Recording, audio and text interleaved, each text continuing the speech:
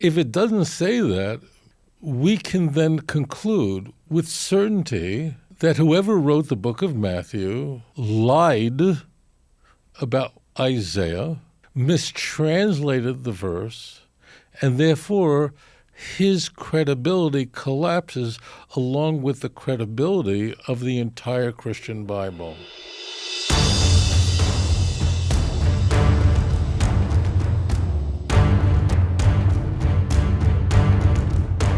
All right, caller, you're live on the air. Please tell us your name and where you're calling from.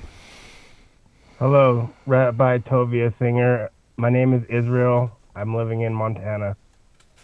My question is out of Isaiah, chapter 7, verse 14.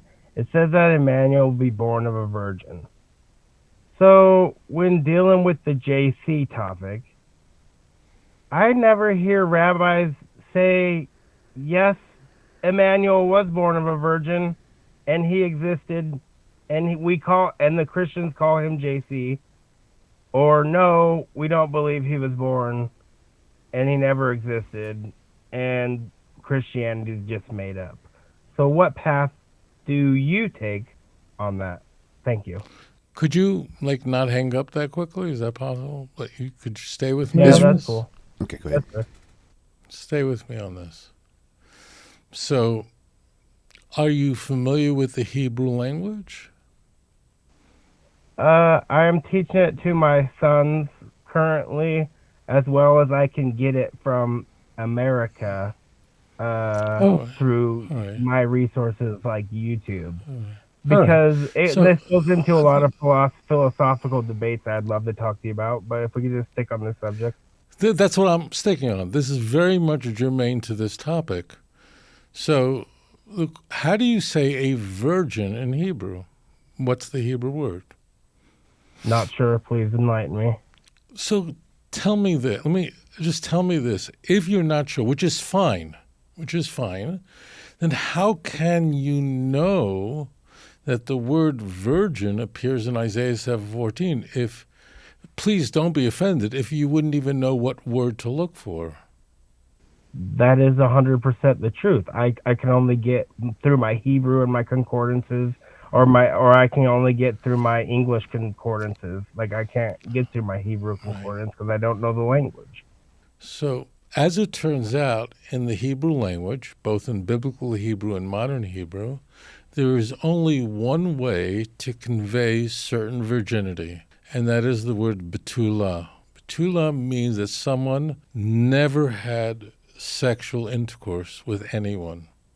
This is the word today and the word in the Bible. It's a word that's found very frequently in the Hebrew scriptures because virginity is very, very important. And that's the key phrase. So Matthew chapter 1, verse 23 claims that Isaiah 7:14 prophesies that, behold, a virgin shall conceive and bear a son, and Matthew continues, and they shall call his name Emmanuel. And you go, well, okay, that's pretty serious. So what we do then is we always go back to the original, right? You would always go back and check it out, because there's a lot at stake. If it said that in Isaiah 7:14, that would be very significant. If it doesn't say that in Isaiah 7:14, and the critical word there is virgin, if it doesn't say that, we can then conclude with certainty that whoever wrote the book of Matthew lied about Isaiah, mistranslated the verse, and therefore his credibility collapses along with the credibility of the entire Christian Bible. The Hebrew in Isaiah 7:14 says, Lochen yitin Hashem hu lochem os. Hine ha'alma hara v'yiled bein, v'karas shemo Emmanuel. Behold, the Lord of his own will give you a sign. Behold, the young woman. Ha'alma means the young woman. Alma means a young woman. Elam means a young man. A young woman might be a virgin or she might not be a virgin. English, obviously, is your native language. So is the term young woman in English, does that mean a virgin? No. I can say, you see those young women there? They're not virgins, all married women. Or I can say, those young women, they're all virgins, right? So there's nothing about the term a young woman that tells us anything about sexual history. It just tells us about their age, they're young, relatively young, and they're female, nothing else. If Isaiah sought to convey virginity, which is what Matthew has in mind in his infancy narrative, by misquoting Isaiah 7:14, Isaiah would have used the word betula. It would say instead, Hine habesula hara v'yoledes bein. The word hara means is pregnant. It's in the perfect tense. It doesn't mean shall be pregnant. What the author of Matthew did was mistranslate a critical passage, Isaiah chapter 7, verse 14. David, in 1 Samuel chapter 17, he's called an Elam, which is the male version of Alma, right?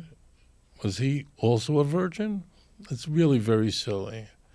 You can have an instance in Proverbs chapter 30, verse 19 and 20, where the word Kain derech geva bialma, this is the way of a man with a young woman, and the young woman that's in view there is an adulterous woman. And like a snake that slithers over a rock rather than sand, like a ship passing through the water, and like an eagle flying through the sky, after they pass, they leave no trace. That's how a man is with an Alma.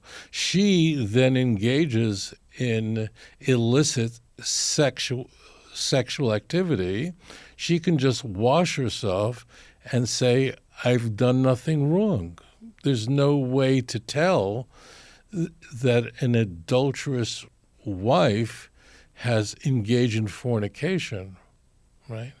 So the word Alma just means a young woman. It does not convey her sexual history, okay? So those are two entirely different words. It is not that it is ridiculous, or God could not have had a virgin have a baby. That would be a minor miracle in the grand scale of the Bible. Parthenogenesis has been observed in the animal world. No, it has not been observed among humans, but Sarah having a baby in her 90s, that's a real miracle, because a female is born with every egg she'll ever have. And when she runs out of eggs, that's it. That was a major miracle. Virgin conceiving. The point is that Matthew has changed the meaning of the passage, removed the definite article. The text really says, Hine ha'alma horavi ledesbain. Behold, the young woman is with a child. Matthew changes it to, behold, a virgin, removes the definite article, inserts an indefinite article. Why? Because this conversation that Achaz is having with Isaiah is 700 years earlier than Christianity. That's why the definite article is removed, is eviscerated. The tense of her pregnancy is changed. V'karat shemo Emmanuel, and she will call his name Emmanuel. Well, Matthew can't have that either, so Matthew reads, and they will call his name Emmanuel. One other point I want to bring up, and that's the context of Isaiah 7:14. Like, what's happening in this famous chapter? If you would take the time to read Isaiah 7, but not from verse 14, but from verse 1, all the way through, you'd realize immediately this has nothing to do with Christianity. Isaiah 7 is devoted to explaining the Afro-Syria war that occurred during the Assyrian Empire, where the northern kingdom of Israel, headed by Pekach ben Ramalyahu, the name of the king, northern kingdom, allies himself with the king of Syria, his name was Ritzin, against Malchus Yehuda, the southern kingdom, the king at the time, Achaz. So you had two kings who wanted to destroy the Davidic dynasty. I ask you to just read it, to open up Isaiah 7, but read it in context. Achaz is not a righteous king, and he's not looking for a sign from God. He wants out. He wants to get out, and sought an alliance with the Assyrian Empire in order to address the problem of how to deal with these two kings that are coming up against him. And in fact, if you go to the next passage, meaning Isaiah 7:15, and the one that follows 7:16, you'll see there that the sign is not even the birth of the child. The sign is the maturity of the child. Isaiah 7, verse 15. Butter and honey will the child eat when he knows to reject evil and choose good. I mean, before the child matures, before the child knows, verse 16, knows enough to reject evil and choose good, the land whose two kings you dread. Who are the two kings? Pekach ben Ramalyahu, the king of Israel, northern king of Israel, and Ritzin will be forsaken. There it is. If you just read it in the Hebrew, you can have a major advantage. You know immediately that Matthew has mistranslated this passage, mischaracterized it. Now, I'm going to tell you this. It's important for you to know that when you go back to your Christian friends and share with them what I've shared with you, they're going to respond in a number of ways. And I just want to cover a couple of them because I don't want you to be caught off guard. So the first thing you're going to hear is go back to a pastor, any pastor you want. It doesn't make any difference, and tell them this. So say to you, "Oh, you don't understand. The Jews are lying here." As it turns out, the pastor will tell you, in the Septuagint, which the missionaries argue was written, let's say, in the year 256 BCE, roughly 250 years before the advent of Christianity, 72 rabbis, or 70, translated the Hebrew Bible. This is what they're going to say. They translated the Hebrew Bible into the Greek language, and when they came upon Isaiah 7:14, they translated this Hebrew word alma as virgin. In Greek, the word is parthenos. So we see here that even these ancient rabbis who had no axe to grind, writing centuries before the advent of Christianity, they knew to put in the Greek word which conveys virginity. Okay, this is a scam, but it's the kind of scam that if you're not ready for it, will have you scratch your head and go, "Oh, that sounds interesting." Okay, so you need to know what you're doing.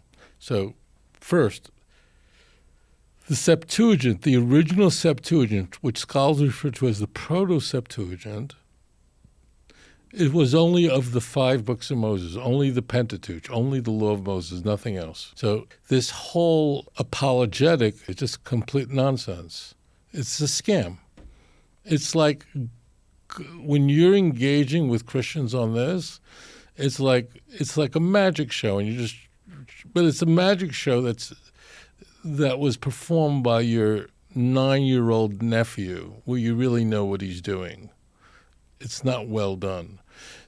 Subsequent to the Septuagint that was created roughly 250 years before the Common Era, many Greek translations of the Bible were created. Of course, the Greek language at the time was the lingua de franca. So people had an interest in rendering the Hebrew Bible into the Greek language. There were so many of them done, including by the church. And what the church did then was bake in to their translations Greek words that would bolster, that would support the criminal behavior of the writers of the New Testament, and then tell you that Matthew relied on the Septuagint, although the Septuagint is nowhere found in the Christian Bible. Paul was quoting from the Septuagint. How ridiculous. I mean, if Paul, we are to believe, was a Pharisee, not just a Pharisee, but the smartest boy in the class, why would he be using a Greek translation of anything? So this is all silly. Or I write about this extensively in both Volume 1 and Volume 2 of Let's Get Biblical, showing all the forensics on this. So what happens when you hear Septuagint, run for your life. The Septuagint that you get on Amazon, incidentally, also includes the Apocrypha, also includes what Catholics believe is the Bible. Really? Like the Septuagint was done of the Book of Maccabees? You know how crazy that is? I just want to show you this. This point just hit me. So the Protestant church believes that the Hebrew canon is the same as the Jewish Hebrew canon. It's the same 39 books that are really 24 books. But other Christian denominations think there are a whole bunch of other books that are part of the canon. Catholics call it the deuterocanonical books, like the Book of Maccabees, Tobit. Well, Maccabees didn't even occur 256 BCE. Didn't even happen yet. That's how ridiculous this is. So I think you got to be ready for this. The other point is that Christians will argue that what is the sign if the woman was not a virgin? What kind of a sign was it? I mean, if she was a virgin, had a baby, okay, that's a sign. What's the sign in a woman who's not a virgin having a baby? What kind of a sign is that? Well, the answer is twofold. Number one, and most germane, is the sign is not the birth of the child. The sign is the maturity of the child. Read Isaiah 7:15 and 16. Before the child knows to reject bad and choose good, these two kings will be destroyed. And ask your Christian friends, tell me, if this is referring to Jesus, who are the two kings? Just ask them, please, pray tell. Who are these kings? It doesn't make sense. So number two is a sign is always something you could see. It doesn't have to be a miracle. In the Bible, we encounter signs in the book of Genesis. The rainbow, a sign that God will never bring another flood. Is a rainbow a miracle? Hardly. A rainbow, water particles in the atmosphere, light passing through, refraction, colors of the different wavelengths of light are on display for us to see because of this phenomenon. There's nothing miraculous about it, but it's a sign, something that you can see. If it's a virgin birth, it can't be a sign. It could be a miracle for sure, but it can't be a sign. Why? Because in Os, a sign means something that you can see. What would you see in a virgin having a baby? There's nothing to see, okay? So go back to the original Hebrew. It isn't there. There's much more to this than I've explained, much more. And don't fall for the line that this is a dual prophecy. There's a dual prophecy, they'll tell you. I'm not kidding. Christian missionaries are going to tell you, yeah, the rabbi is not. There could be a prophecy where there was somebody contemporary in the time of Achaz, again, Assyrian Empire, 2,700 years ago, but it has a second fulfillment in Christ. I'm not kidding. They say that. Don't buy it. Don't buy it. Because if the word Alma means a virgin, which it doesn't, that means these Christian missionaries are claiming there are two virgins. There's a virgin during the time of Isaiah, during the days of Achaz, during the days of Pekach ben Ramalyahu, and a second virgin in the first century in the name of Mary. Well, please tell us, who was this first virgin 2,700 years ago. This all becomes silly. As it turns out in Isaiah chapter 8, verse 18, Isaiah says explicitly, God is using myself and the children who he gave me as signs and portents to Israel. Isaiah's older son is called Shar Yoshev. See Isaiah chapter 7, verse 3. Matthew has not distorted, has mangled the Hebrew Bible, mistranslated and ripped it out of context, not only here, but very frequently, in order to portray or characterize the Jewish Bible as speaking of Jesus, which is a complete lie. People are finding out about this crime. They're observing the forensics of this nonsense and are returning back, Baruch Hashem, to the God of Israel. Let us hope that this soon we will see the return of all nations who will speak in a pure speech, and we will witness the redemption of the true Messiah quickly in our time. Thank you for your question. אדון עולם אשר מלך בטרם כל יציר נברא לעת נעשה בחפצו כל אזי מלך שמו נקרא ואחרי ככלות הכל לבדו ימלוך נורא ווואי